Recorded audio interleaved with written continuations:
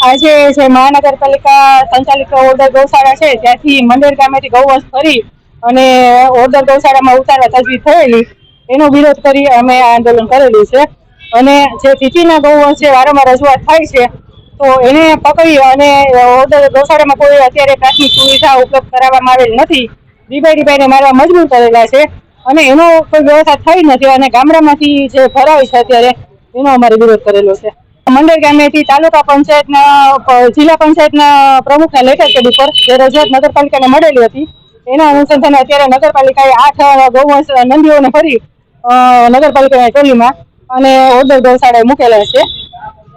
અત્યારે નગરપાલિકાએ આ ટ્રેક્ટર લઈ આવેલા હતા અને વિરોધ દર્શાવેલો હતો અને આ વિરોધ હજી અત્યારે અમે કમિશનર સાહેબને મળતા આવતીકાલ સુધીમાં યોગ્ય કરવા અમને કમિશનર સાહેબે બાંહેધરી આપી છે.